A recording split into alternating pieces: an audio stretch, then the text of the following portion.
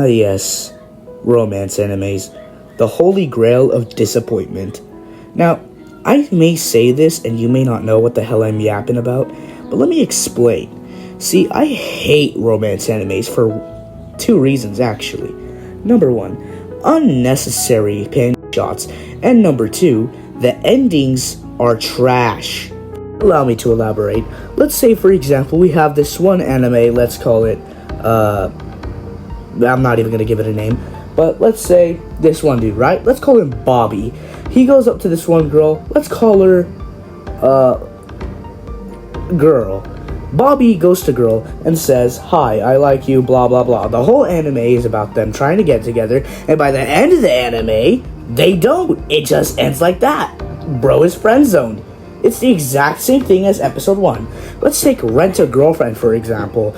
Episode 18 is the exact same as episode 1. And don't take my word for it, just look at this guy. Sure, we see him being portrayed as a good guy, but he's only a good guy to Chizuru. He's a selfish little snot-nosed asshole when it comes to the other characters. The way he treats Ruka is not how I'd imagine an actual good guy would treat any human being, really. But I'll talk about that more later. Now it's time to talk about Chizuru and how much I can't stand her either. I say this truly and from the bottom of my heart. Chizuru and Kazuya truly do belong together because they are both just as unchanging as the other. They both always keep playing this game of, oh, I want to change, but then going back to being the same exact as before, as if nothing ever happened. Like, you think you'll actually see her try to change even just a little bit, but then nothing about her character actually changes that much. She's still mostly the same and everything is still the same and nothing fucking matters. And that's basically the entire show in one single sentence. So yeah, point proven. End of video, right? You wish. So basically what I'm going to do is I'm going to give a mini recap of the romance animes that I've seen in order, and I'm going to end with the most recent one that I've seen. So today we're going to start off with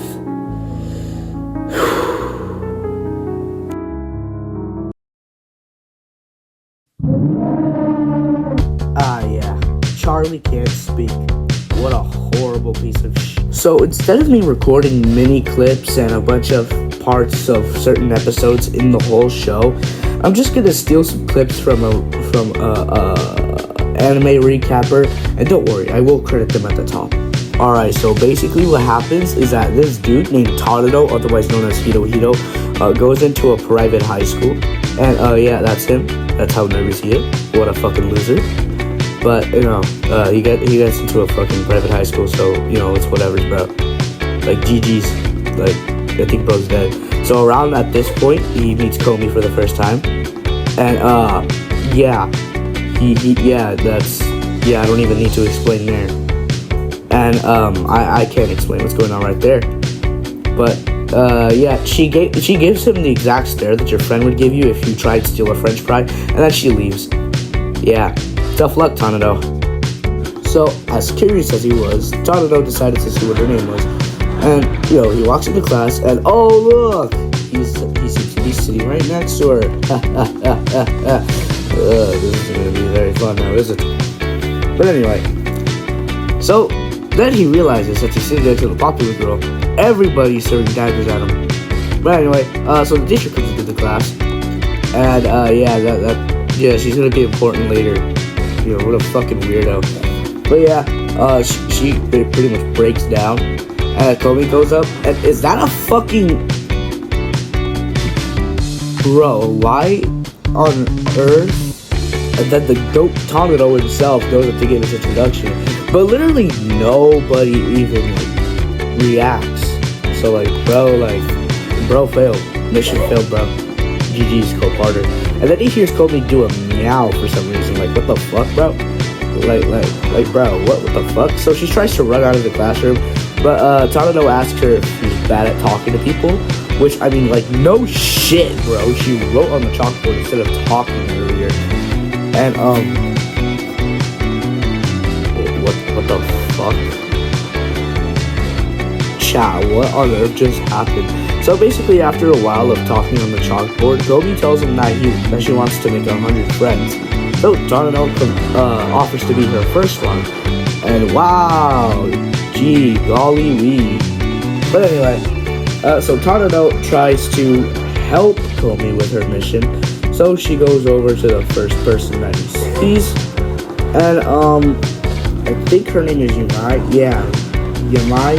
Yeah, whatever the hell. Yeah, she's fucking weird, by the way. But yeah, Yumai, says some menacing stuff in his ear. Basically, this is my interpretation of what she would say. There is no way that your ass was sitting on TikTok talking shit to me every single day just to come into the VC and do the DJ Donkey. My boy, if you ain't get your flats at Hot Pocket, drugged up Hobbit, your uncle used you as a boppet, you stole all your clothes from a trash can at Hot Topic, looking at his bag, go to the cooking on your Tasmanian tap dance and Turtleland, looking at his boy. Like, what the fuck is you wearing? My boy, you got an inflatable strawberry on your body, boy, you messed up like a fire hydrant on cocaine. You like 6'9's autistic cousin, 3.5. Such a little dirty ass. Somebody's look at your teeth. Look at your teeth going through a gender identity crisis. You just finished giving a rim. Crazy stuff. Anyways, back to the recap. So yeah, she tells him to go away, and he's just sitting there feeling failed. So he asks his childhood friend, what the fuck? I forgot how to pronounce her name. But anyway, he tries to ask her to be Komi's friend, but if I remember correctly, she makes a bargain where she tries to have Komi get her a drink, but because she can't fucking speak, that is pretty much impossible, and she doesn't know about this basically, and yeah, she has a crush on Tadano, so yeah, this is a bit awkward. But anyway, skipping the rest of this goddamn freaking recap, basically what happens at the end of the anime is that Komi and Tadano obviously like each other. Like it's not even well hidden. It's like plain dead obvious. But here's this, like, God, the ending is just annoying. So at the end of it, I think episode 28, Tadano, instead of telling Komi that he likes her, he instead decides to recap the whole goddamn anime on the final episode. Like, what gives, man? Like, shit. But yeah, the rest of this anime is too freaking weird and perverted to even show. So if you want to watch it, it's on Netflix with one season. Honestly, I really wish there was a season 2, because apparently in the mangas, Tadano and Komi do date, but this ending is so bad that I need a season 2, otherwise I'm not going to be able to live with that ending. So chat, I don't think I'll ever be watching this anime ever again. I'll give it the rating of a 5 out of 10. It would have been a 9 out of 10, besides the horrible ending, because Komi and Tadano have great energy together. The only person that ruins it is Yumai. She ruins the whole damn anime. Like, she's so goddamn perverted, it's not even funny. So yeah, overall rating, 5 out of 10. Never see it come back. You say that my mind is too fast for eyes. You're done. The next anime we're going to be looking at is Masamune's Revenge. Dude, what the fuck do you be watching? Yeah, I am with Schizo on that one. Hey, shut up. Both of you get out. This is my video, not yours. Shoo, Schizo, shoo. You too, Tyler. Get out of here. Stick with Escape the Night or some shit. Yeah, good boys. Wait. Holy sh! Masamune's Revenge is honestly one of my favorite out of the 4 bunch. Although the last one is my most favorite of all of them. Like, the one that I would rather watch 5 times over. But Masamune's Revenge is like, it's alright. The ending is a chef's kiss guaranteed. Like, if the ending was food, Gordon Ramsay approves. That's how good the ending is. There are a few unnecessary shots though. Specifically with one character, I do not know who. Well, I mean, I do know, I just don't remember their names. She's like a ginger, though, an Asian ginger. Never thought I'd see that, but yeah, Asian ginger. Yeah. But yeah, so basically I'm going to explain the whole plot and lore of... Okay, there's not lore, but I'll explain the entirety of Masamune's Revenge. Alright, so you're able to watch it on Amazon Prime for... Not for free, you need a Crunchyroll subscription. So yeah, if you want to watch it, Masamune's Revenge, Amazon Prime, you need Crunchyroll subscription. Alright, so...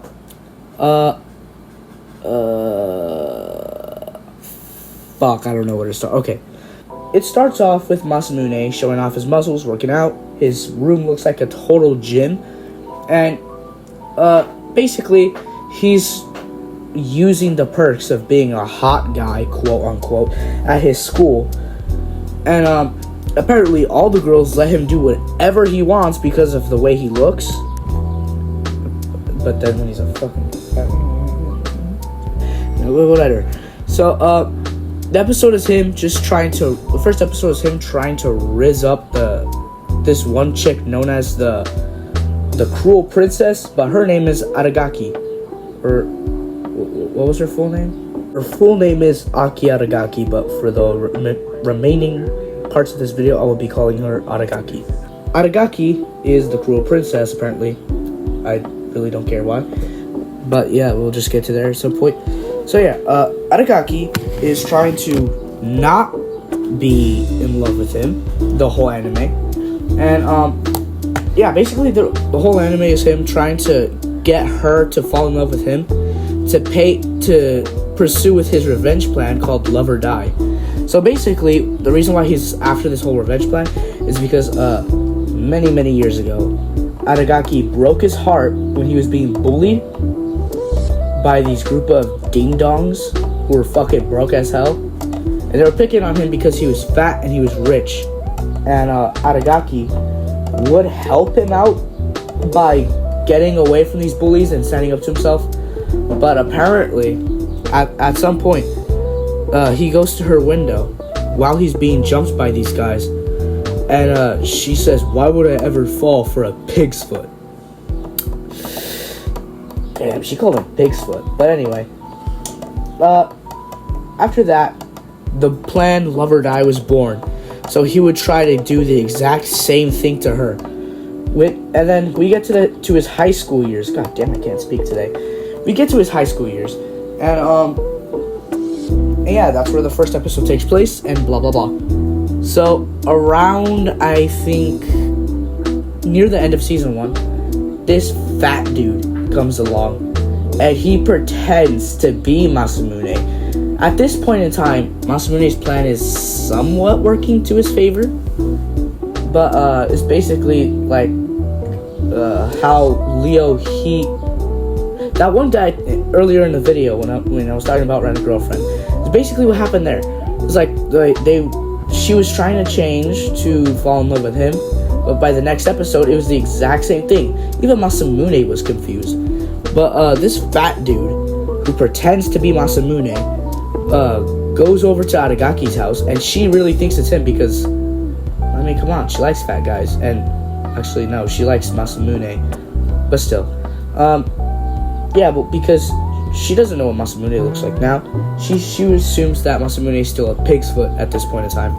So there's a Snow White play that they go on through, and the fat Masamune doesn't he's not there at the play.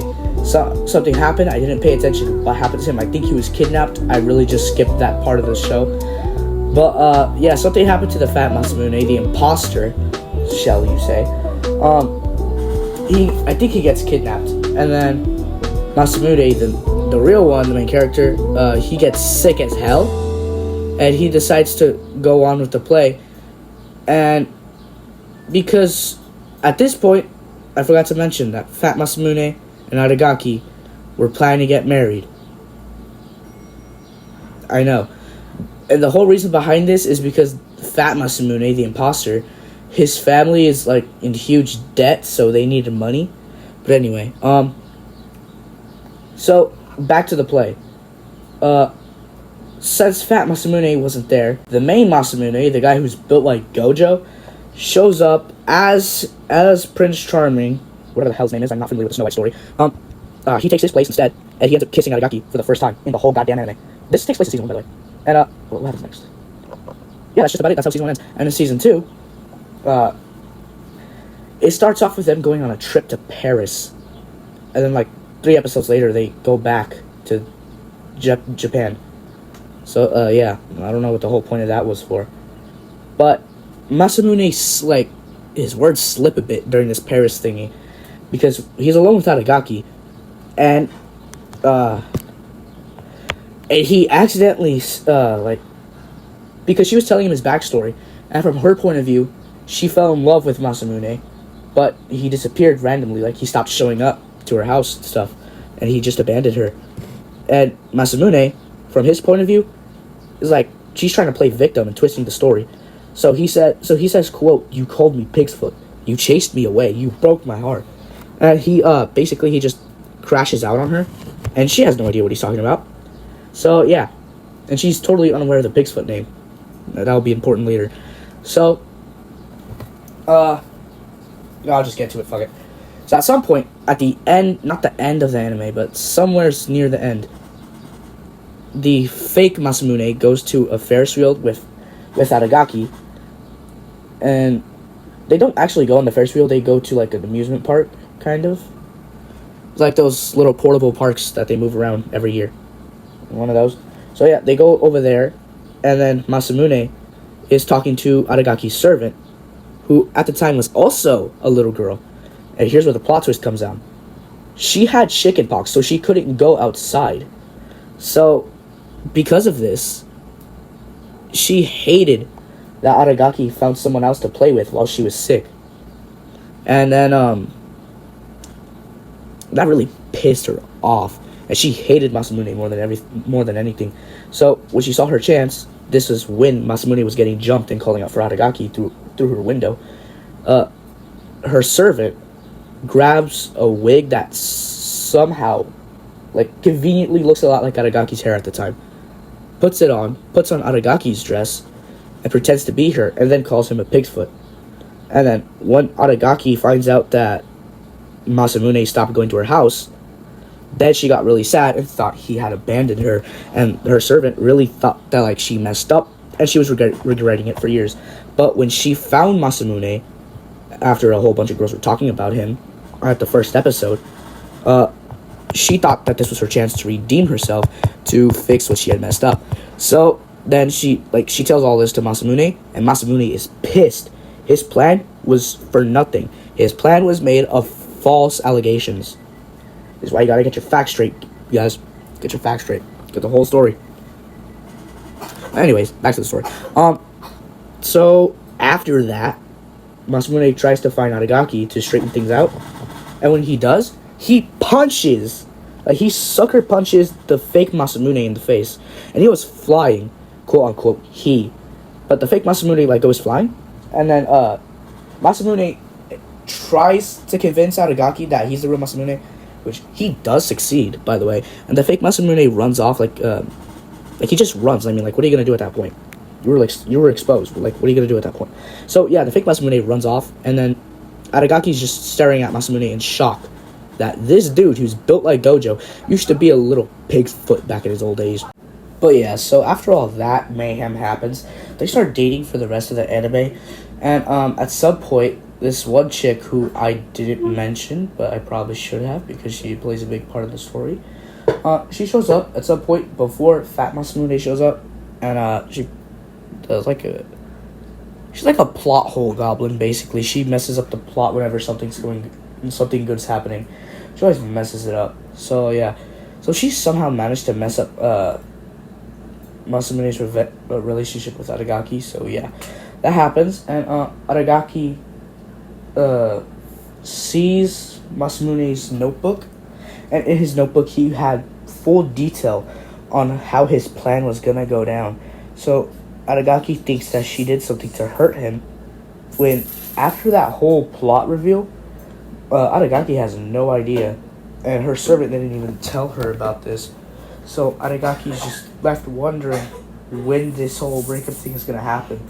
When after Masamune found out that it was all just a big lie over jealousy, his plan basically just got Thanos snapped, he was not gonna he wasn't gonna go forward with his plan anymore, since there was no reason to. So yeah, after that happens, Aragaki ends up breaking up with Masamune after her servant tells her the whole story. So yeah, and she noticed that her servant fell in love with Masamune as well. And so at the end of the anime, Masamune runs off to his grandpa's house, which is where he was when he was training to be built like Gojo. And quick note, he ran over there because there was no reason for him to be over there with Aragaki anymore. Because the whole reason he went back over there with Aragaki was because he was going to do his revenge plan. But because there was no revenge to accomplish anymore, he just went back with his grandfather. So afterward, when Aragaki's servant finds Masamune, she kisses him, tells him that she loves him, but he rejects her because he only has eyes for Aragaki. So he goes back over to the town where Aragaki lives, and he basically tries to fix things, but Aragaki thinks that he's dating her servant because her servant didn't tell her that they weren't dating, because, I mean, why would she? No. But yeah, they do date for real at the end, Aragaki and Masamune. And, yeah, the anime ends there. So overall, I'm gonna give it a 7 out of 10. I found an anime recap on the show I was talking about. Let's see what it's called. Chubby boy kid was rejected by his crush but became Jamrat to take revenge. What the fuck? Is this the first meme of 2024? Chickawaga.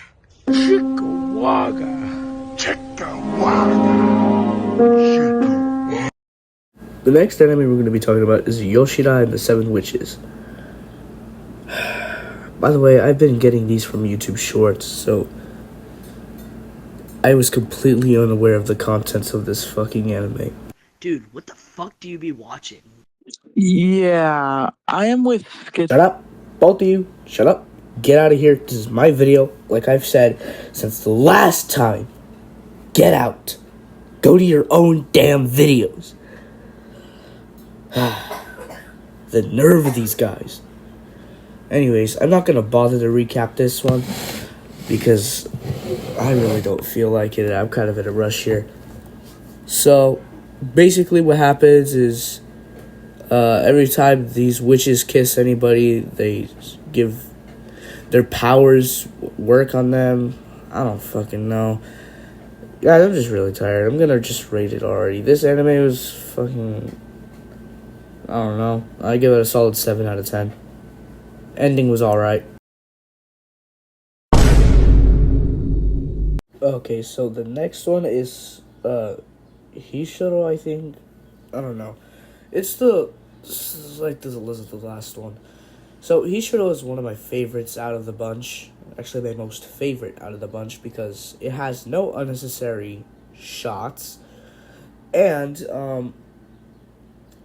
they date for like most of the anime. They date in the beginning of season 1, and they stay like that until the end of season 2, and they continue once the show is gone. Like they graduate by the end, and they're still dating. So yeah, that's all I gotta say. And this was, I don't fucking know what the title's gonna be, but yeah, this is the end of the video. Like and subscribe. It took me a week to do this video, and basically to watch all these animes, it took me a year. Mostly because I took a long break after Komi Can't Communicate. I was fucking traumatized. But yeah, this video watching the animes took a year, and actually making the video took about a week and a half. So please subscribe. I'm really fucking tired.